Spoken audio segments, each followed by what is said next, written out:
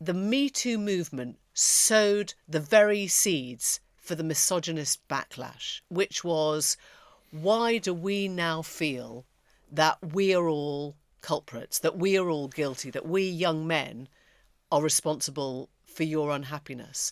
And so as women were just starting to find their voice, they were just starting to feel able to kind of go, this has happened and it's not unusual. It is a generation which in many ways is alienated, and it is a generation which is facing a prospect of the most uncertain economic inheritance of any generation since the war. Young men end up withdrawing, reluctant to talk or express their emotions.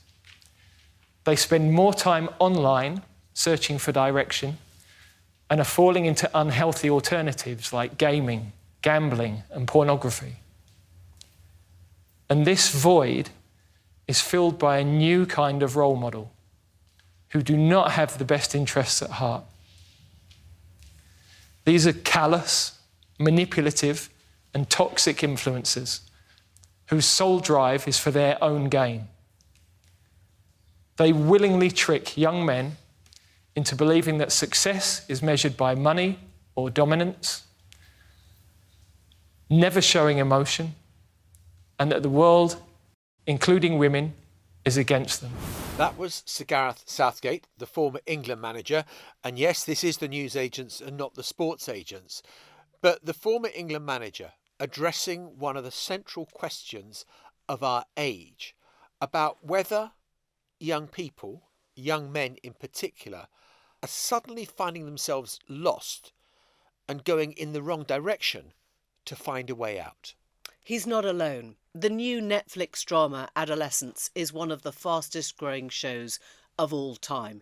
It talks about toxic masculinity, incel culture, and it's even being watched by the Prime Minister. What can they tell us about the way we're raising our young men? Welcome to the News Agents. It's John. It's Emily. It's Lewis, and we thought before we just get to that discussion sparked by Gareth Southgate that we should just update you on what we were talking about yesterday, because obviously when we recorded yesterday we had the outlines of the all-important Trump-Putin phone call and what the plan for Ukraine was going to be, but now of course we have the full details, and so often with these things it does seem there is a little bit less to it than met the eye. So what did Donald Trump achieve last night in his phone call with Vladimir Putin? ? Some would say not a whole lot. Came back with a bit of a nothing burger, because last time I looked, there were still drones flying over Kiev, there were still explosions, there were still hospitals being targeted and critical infrastructure. So you might just say that although Volodymyr Zelensky may have signed up to a 30-day ceasefire, Vladimir Putin seems a million miles from it. But if you listen to the acolytes of Donald Trump, Steve Witkoff, the billionaire businessman who is the special envoy to Ukraine and to the Middle East, he was singing Donald Trump's praises. So I think there have been some breakthroughs. I would commend President Putin for all he did today on that call to move his country close to a final peace deal. And I would say, and I would give all the credit to President Trump, his election, peace through strength, the perception that there are no alternatives, that a good peace, a lasting peace, a durable peace is important for both sides. And the president was, I can't understate, or I can't overstate how compelling he was on this call. He's a natural born leader, Sean, and he demonstrated that today. It is grim, isn't it? It's an emperor's new clothes moment where everyone around the world, everyone watching that, can see that Trump hasn't just got no concession from Putin. He's actually being asked to move backwards. He's actually being asked to make Zelensky's Ukraine less safe, because one of the demands that has come from Putin is that the rest of the world, Europe, stop rearming Ukraine's military, stop sending new soldiers to the front line, that's Ukraine. All foreign governments, including the United States, would have to stop sending military assistance. So everyone looking at the outcome of this phone call can see that Trump has got less from Putin than if nothing had been asked of him at all. And the only concession that Putin made, as you referred to, was that he'd stop bombing infrastructure and energy sites, which he then started bombing about an hour later. So how does an envoy go on air and make the case that Donald Trump is winning? I've had conversations, very similar to the Witkoff conversations this morning, with people who say, "Oh no, Emily, we're not at the end here at all. I haven't lost faith here at all. We're just at the beginning. I do expect the ceasefire to happen before the end of the year." And you're like, "What? Like, we're in March now. A ceasefire before the end of the year. That's a lot of dead soldiers to come. That isn't a victory. That isn't a feather in the cap for Trump." But he can't row back from this because of, hey, the art of the deal. Yeah, Putin, obviously a man deeply interested in peace, spent the evening bombing yet more Ukrainian cities, including a hospital and so on. I think made it very clear where he is. But look, Putin's playing Trump like a fiddle. He's playing Trump like a fiddle. It's completely clear. It's even worse than just the completely unrealistic demand, which would completely defang Ukraine and leave it utterly and completely at Putin's mercy at a future point. It's very clear that Europe and Ukraine will not accept the cessation of further military aid to Ukraine. So as we've been saying on the show for some weeks, Putin is setting Trump up and Zelensky up for an impossible choice. But it's even worse than that. If you actually look at some of the things that they got. So let's take the energy infrastructure ceasefire. Guess who benefits most from that? Obviously it's, Ukraine wants to have its energy infrastructure stop being targeted, but Russia benefits from it. Why?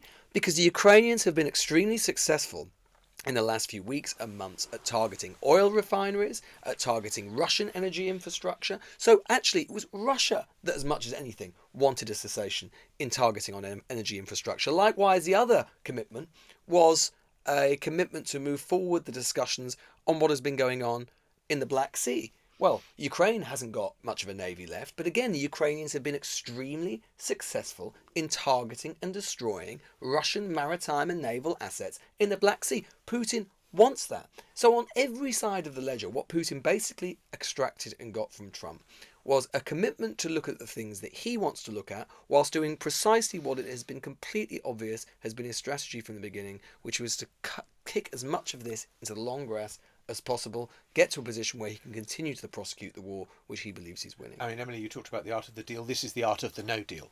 So far, Donald Trump has given up the idea that Ukraine should stop receiving intelligence and military help. He's also said that they can't get the land back. He's also said, we're going to have all your minerals. Donald Trump has given everything to Vladimir Putin and got nothing back in return so far.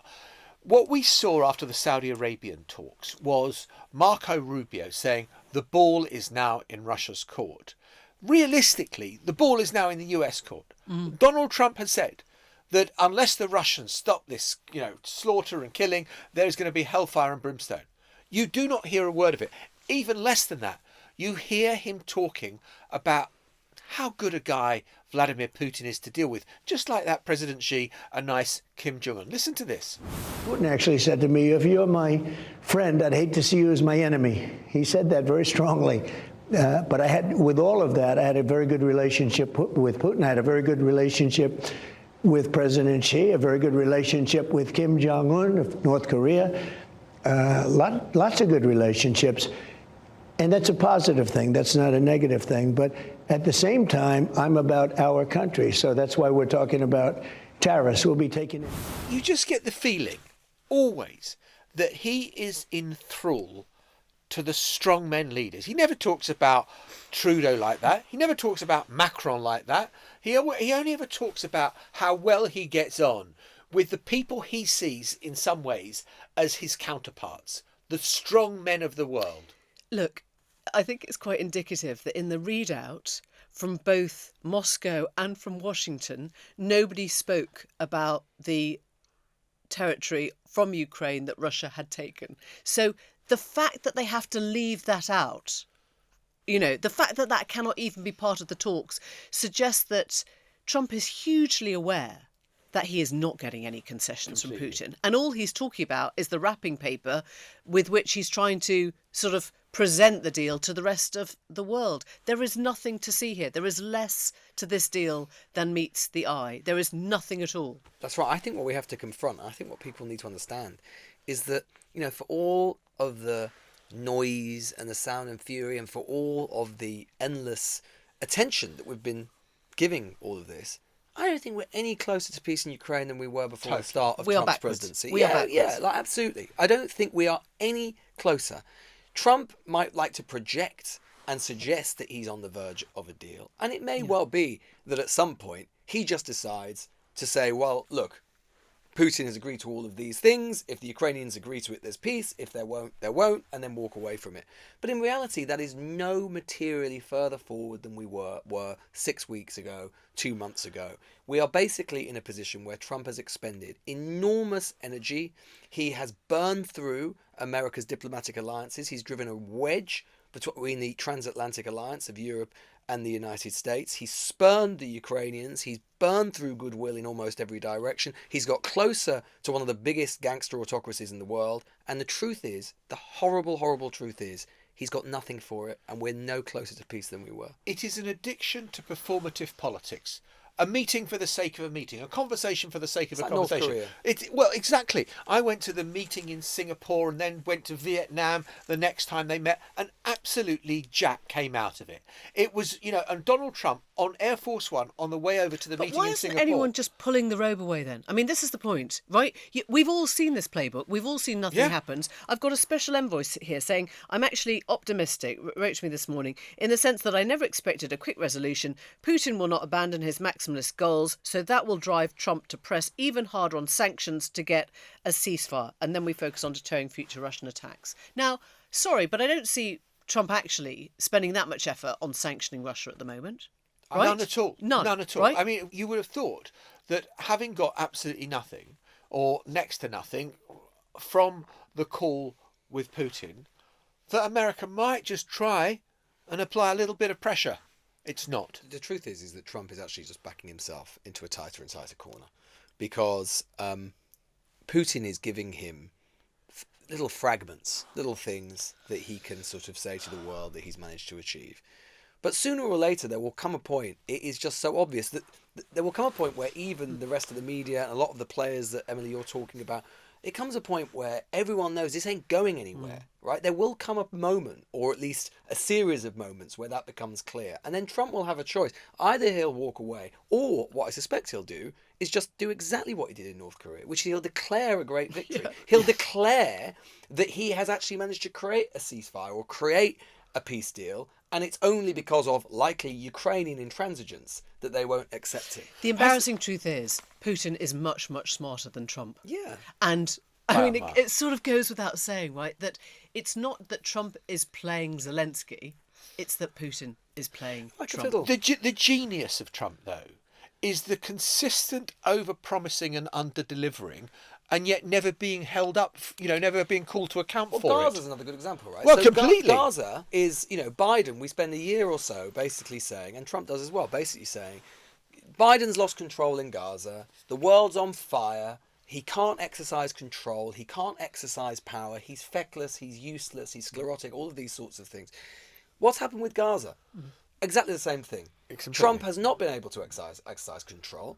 He has allowed Netanyahu. Netanyahu has once again rekindled and restarted the conflict. And what does Trump do? He says, yeah, great. Turns good on out the you. strong men are stronger. Yeah, so actually the world is just as on fire, if not more so than it was even 6 weeks, 2 months ago. But the difference, as you say, John, is that Trump's genius somehow is because he moves with such momentum and with such energy, he looks very often as if he's in control He's got and the in marketing. command, even when he's not. Yeah. And even when actually he's getting played. Yeah.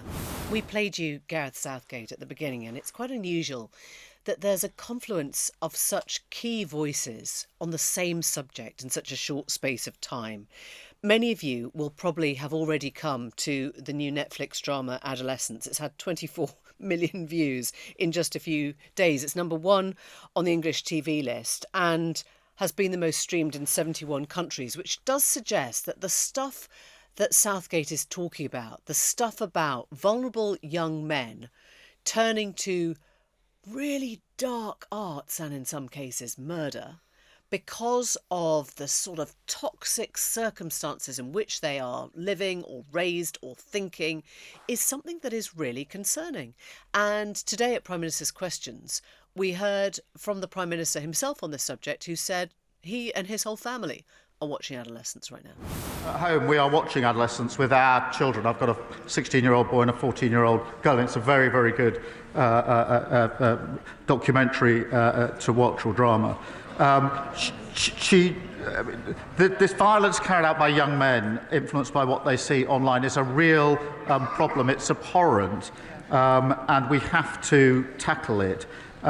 We are putting in specialist rape and sexual offences teams in every police force, doing work on the 999 calls. But this is also a matter of culture that I think it's important that across the whole House we tackle this emerging and growing problem.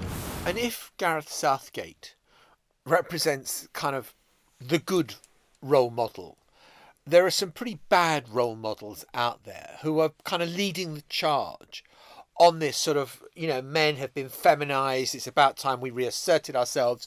And, we've covered on the podcast the sort of Andrew Tate and his suddenly turning up in Florida, having got his passport to be able to travel again, and you wonder whether the US authorities had played a hand in that. And only yesterday, Conor McGregor, who was found liable for rape in a Dublin court after brutally raping and battering a woman, quote unquote, in a Dublin hotel in 2018, was being welcomed, feted, in the Oval Office by the President. And you think, Conor McGregor, he's been found liable for rape in a Dublin court, and yet straight afterwards, apparently salvaging his reputation by being in the White House. This is all part of a really fascinating, albeit in some cases quite worrying, sets of developments which is happening internationally across the West, not just in the United States, not just in the UK, which is the emergence of a profound and significant gender gap on politics, not just party politics, but on all sorts of cultural and social attitudes between young men and young women.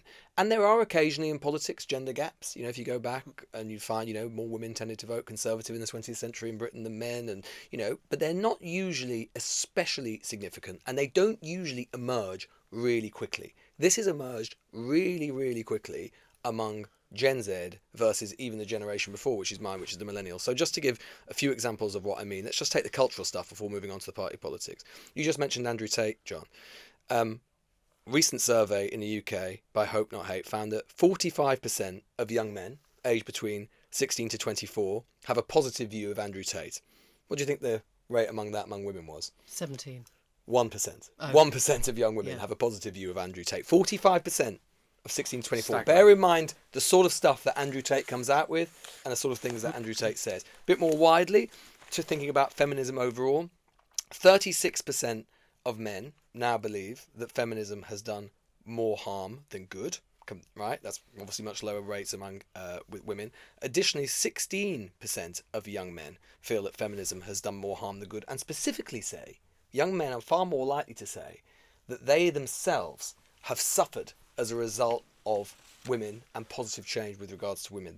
Young men say, that they are discriminated against in favour of women. Now, you'd only have to go back one generational cohort to the millennials to find that that did not exist. So something quite significant, quite profound has occurred very quickly on all sorts of measures, whether it's on abortion, views about marriage, views about women in general, to see a cohort of young men in the UK, the US and across the West generally, which is far, far more conservative, not only compared to their peer group of women in the same age group, but also to the generations above. Yeah, I mean, I think we have, all of us, lived through this very recently and very keenly, because it was only 2014, 2015, we were looking at the beginning of the Me Too movement. We were looking at the first actresses, the first public celebrity voices coming forward, talking about the damage that had been done to them, that had been absolutely covered up by, monsters like Harvey Weinstein.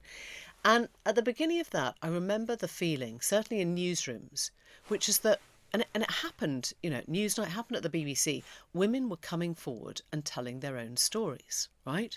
And they were starting to say things about the ways they've been treated or the experiences they'd had or the indignities they'd suffered, and people were listening for the first time.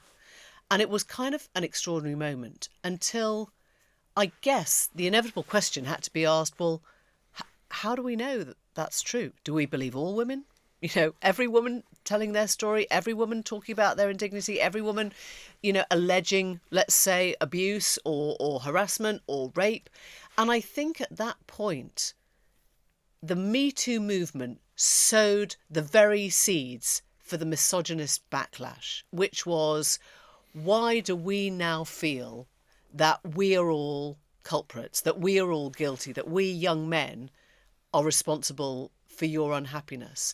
And so as women were just starting to find their voice, they were just starting to feel able to kind of go, this has happened and it's not unusual. My friends have talked about this, but we've never talked about this publicly. Young men were starting to feel, why are we under the spotlight all of a sudden? Might not have been me. I didn't realise what we were doing was bad. I didn't think that was terrible. And I think the backlash started almost as soon as the revelation started. And it also came with other things as well, didn't it? I mean, the sort of growth of gaming, for example, of kids spending hour after hour after hour on a console where they're gaming with other people and they're in this kind of world that you know nothing about. They're not out on a football pitch, or they're not out playing rugby or cricket or whatever it happens to be. They're spending hours gaming, and there is this world that we just knew, this subterranean world, which we knew nothing about.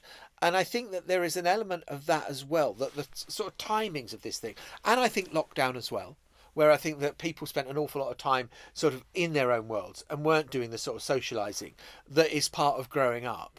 And you've got this sort of breed apart. I was listening to an American podcast yesterday, and it was talking about the November election, and the kind of starkness between how well Trump did with young men and how well Harris did with young women. Let's just fill it out, because I think it is worth talking about, because as I say, it's cultural and party political.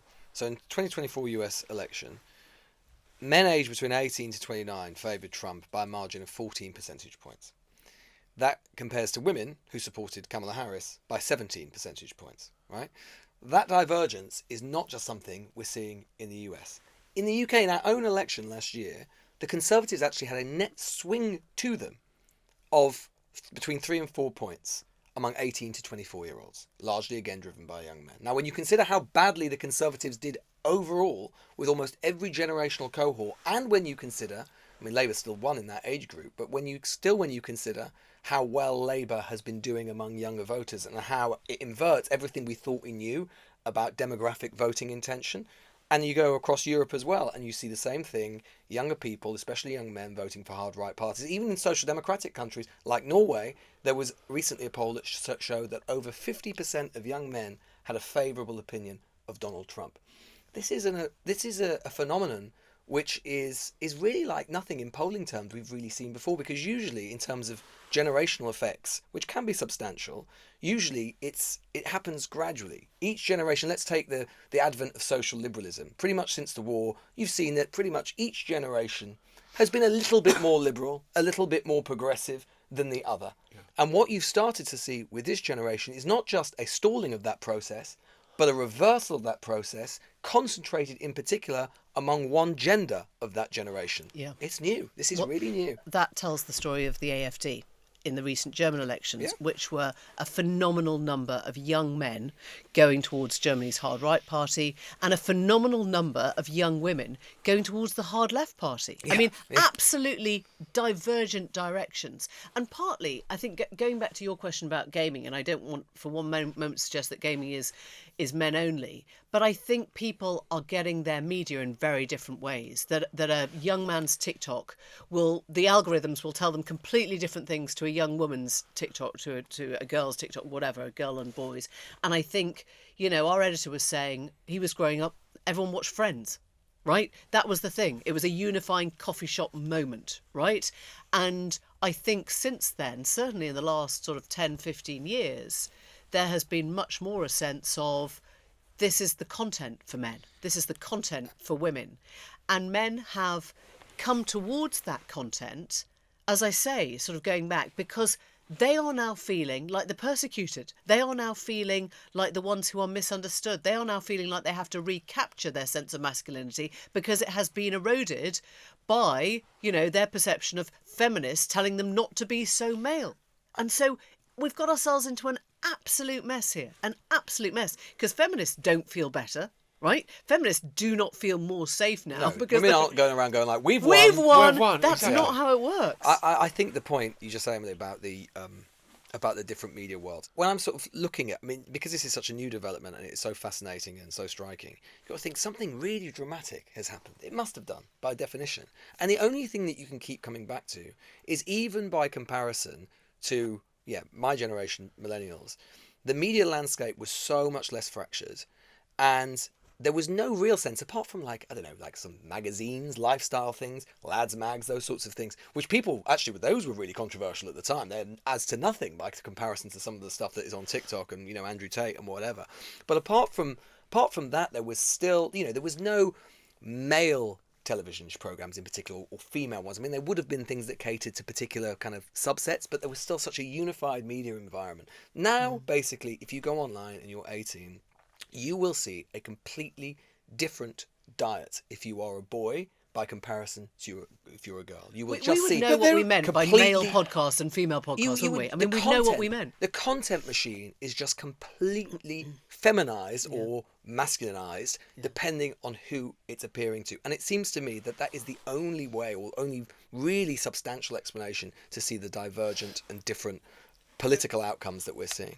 There is also something that has gone on, right, which is that this is a generation which has come of age in a political world which has been in such flux, and in where the options, the menu of politics has been so much wider than anything that, again, even in my generation or the generations before, right?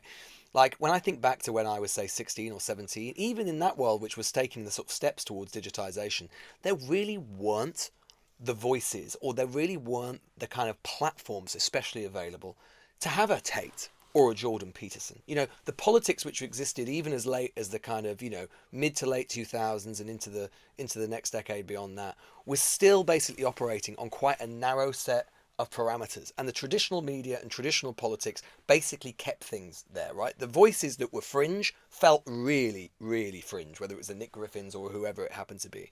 And of course, over the last 5 years and a bit more than that, simply the availability of these voices, the ability of the traditional media and traditional politicians to actually make those voices fringe, to do that traditional job the media did, which was to mediate, has become lesser and lesser and lesser over time, right? So when people like Tate and Farage, or whoever it happens to be, or must say, you're the media now, they're sort of right? That traditional function has been lost, and it means that the menu of voices that you can access as a young person, however extreme they are, is just so much wider, and they don't seem extreme to them because, it's like, I would say, if you're 18 now, right, you've only known Trump. You've only known Trump's political world. You were like 10 when he first started appearing and running for president, right? This is the political world you've known, and it is a far more extreme one, or it is a world of more extremes. We use that word followers, don't we? In a digital sense, but that is what influencers do. We use the word influencers and followers, but it has never been more stark than now, because these men, the Alex Joneses, the Andrew Tates, they are not just taking your money.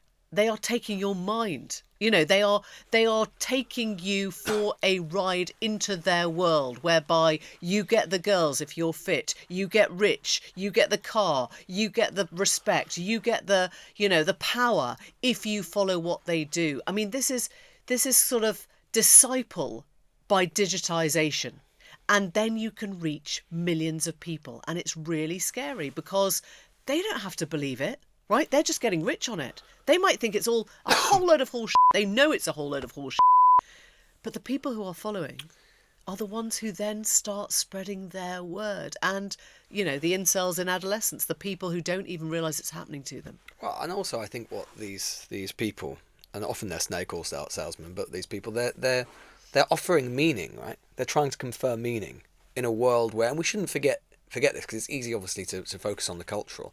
The cultural coexists with the political and the economic. And there is no doubt that this is a generation that has not only been born into the political flux that that I mentioned, but also, of course, the wider massive structural changes that have taken place economically. It is a generation which, in many ways, is alienated, and it is a generation which is facing a prospect of the most uncertain economic inheritance of any generation since the war.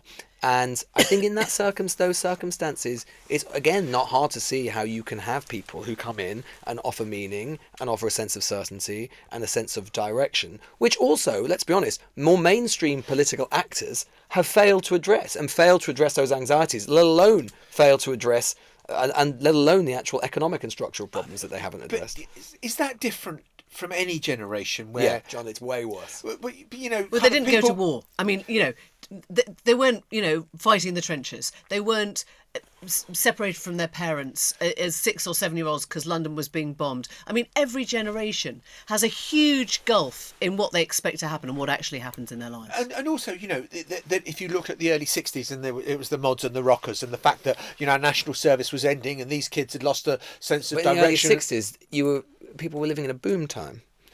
Yeah, of course, but there was still disaffected youth. There were still people who... But there was kind no of young phones. people. But there were no phones, which had fried their brains. There was no 20-year slump in living standards, which have fried their economic prospects. And there was no COVID pandemic, which has added to a profound sense of anxiety and listlessness. So I think there is something specific about generation. Yeah, there are always themes of kind of anxiety and worry and direction, of course, for any generation that's coming of age. But I think this is very particular. I think every generation has its huge challenges to overcome, but the phone is the thing that has actually just exacerbated it and sped it up more than anything we've ever seen before. I mean, you could say, war fundamentally changed all those relationships between the sexes, between, the genders. Look, Lewis, earlier this week, you and I were talking about kind of welfare reform and the number of young people who are, now claiming invalidity benefits, or, the surge in the number of people kind of with mental health problems. I mean, is this all part of the same thing? Yeah, yeah. That we've now got a generation much more vulnerable, much more fragile, much more uncertain of their place in the world and their own identity. And connected to everything all the time. That's the point. So you go to bed knowing you can find out anything you want about the world with a screen an inch away from your face, and it can be horrifying, and you don't switch it off. And never so much information and rarely so little wisdom or knowledge. I mean, it's kind of, you find out what you want to find out. You are affirmed of your view. You're not challenged ever. You find stuff that makes you believe the same thing even more firmly. Well, that's why so many listen to the newsagents. Precisely that reason. We're offering the meaning. Move over, Andrew Tate. Affirmation. The influencers. I sat next to a bloke on the tube yesterday who he had the newsagents app open. Did he notice you? I think he was doing it because he thought, I'm sure... That's a bit of a sad indictment. I know. I reckon that bloke's a listener, not a viewer, I think you say. Is that Sopal, one of the two? He wouldn't believe you took the tube. That's what it would have been.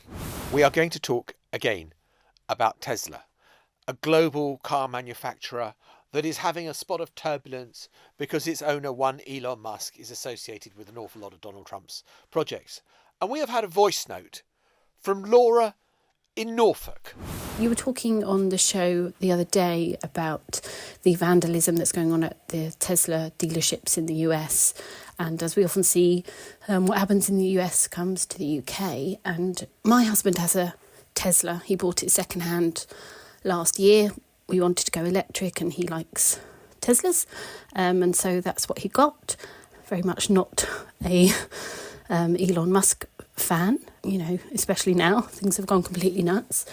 So he was driving to work today and he was stuck in traffic and a passerby shouted at him and called him a Nazi twat, which I find really quite disturbing. He's very much not a Nazi twat at all. And he just happens to drive a Tesla, and I just think, when did that become a political statement? So that was Laura, whose husband is very much not a Nazi twat. I suppose the interesting thing is that the Tesla now has become the embodiment of Musk, right? We understand that somehow, if you are a Tesla owner, then people will assume that you are a buyer or a backer of the man who's currently trying to rip the heart out of the US government. I mean, notwithstanding the fact that many people have had Teslas for over a decade and all the rest of it. But I guess the thing is that this is not the first time that an emblem has come to embody the culture war, right? Don't forget that, you know, during COVID, whether you wore a mask or didn't wear a mask could spell your political party. You know, whether you wear a red cap or don't wear a red cap would tell us whether you're a Trump supporter, right? It doesn't even need MAGA anymore. It's kind of the colour and the association. So in a way, I'm not surprised that we are at this place because we know what the signifiers are. But why Laura's thing is so relevant is that I completely disagree. I don't think the brand is Musk. The brand is woke. The brand is liberal. The people that are buying EVs in America, certainly, are Democrat voters. They're not Republicans. Republicans want gas guzzlers. They want V8 engines that make a raw noise. And what makes it so toxic for Elon Musk is he is at total odds with the brand. He's not the embodiment of the brand. He's the actual anti-brand. He's alienating. I disagree. masses I of don't think you people. can look at Tesla as a brand without thinking of Musk. In the same way as I don't think you can Yes, look but at he doesn't X. represent the brand. Doesn't matter. The brand is now him. You know, And Sean that's why it's- Hannity and and that's Trump why- are buying them on the White House lawn. No, right? right. And that is why Tesla is doing so bloody badly at the moment. Because there is this disjunction between, you know, Musk being the head of Tesla and people think, I don't want anything to do with Musk, and therefore sales are plummeting. Well, it points to the fact he's a complete hypocrite because the thing that he used to adore and you know invest in is now the thing that he's running a mile from. I think it also speaks to just how completely unique this the way that Musk has comported himself and behaved has been. I mean, there have been in the past close business executives and business owners with presidents. They would often socialise them with them. There have obviously been media moguls like the Murdochs, the Rothermeres, and all these sorts of people. And there's a closeness between politics and business. But I can't really think of any equivalent of a business person who has of such prominence, who has so publicly attached themselves to a political figure in such a short space of time, in the way that Musk and Trump has done. There's no equivalent for, you know, way back when, the Gilded Age, you got people like the Rockefellers and all these sorts of people. They wouldn't have Mellons. They wouldn't have gone into the Oval Office in that way and kind of sat next to, addressed the cabinet in the way that Musk has done, right? So Musk has brought this upon himself, right? He must have known, or at least should have had some conception, that there was a deep variance between his and potential conflict of interest, not just in the traditional sense, but just in the way that it could be disadvantageous for him and for his bottom line between his brands, his companies, and the political pursuit and the political interest that he's chosen to cultivate. I mean, will he offload it? That's the question, because there is a growing chorus now, you know, of Tesla board saying you have to get out of here, right? You are damaging the brand of your own company by being associated with it. Yeah, and they're in a really competitive market with lots of entrants, the newer entrants to the market from China the and Chinese EV can now, charge in 5 minutes. Yeah, exactly. Right? So the BYD car, fun enough, that's going to be the end of Tesla. It's probably nothing to do with what Musk does. But it's such a difference between the first term of Trump and the second term of Trump. The person that Trump had in the first term, who was the sort of outrider, ideological businessman who loved everything, was a guy who was the CEO of a company called My Pillow. It was Mike Lindell. We've done some ad reads for them, haven't we?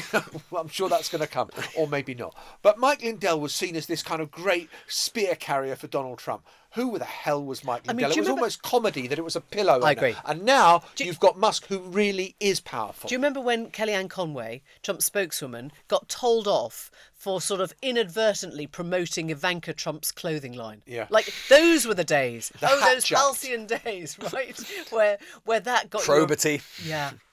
A rap on the knuckles. Integrity. Yeah. Trump won. I got in an Uber last night, and the guy had a Chinese EV, which he'd just taken delivery of. It charges, as you say, super fast. Yeah. He absolutely loves it, and he says, I'm trying to get rid of my Tesla. And he said, but in effect, it's a write-off, because no one is prepared to buy a Tesla right now. Incredible. Thanks, Laura. Sorry about the whole Nazi thing. Yeah, sorry about the Nazi thing. Well, we've put it on the record now that he's not he's a Nazi twat. He's Yeah, not exactly. a Nazi twat. And I don't think he's probably a twat either. He's just not a Nazi. No. No. We don't know for sure, though. We can't know. We can't know for certain. He might be, I'm but he's wondering definitely... whether Laura's husband's going to get rid of his Tesla pretty soon after this. I reckon Laura's husband might be really pissed off that we are discussing the extent to which which he is not a Nazi twat. I love the idea that on the brand stakes, kind of like Chinese cars, associated with the Chinese Communist Party, are kind of which better probably for your download your whole phone while you better drive for your them. street cred than a Tesla. Yeah, exactly. Well done, Elon. Yeah. A triumph. How times have changed. We'll see you tomorrow. Bye-bye. Bye. The Newsagents. This is a Global Player original podcast.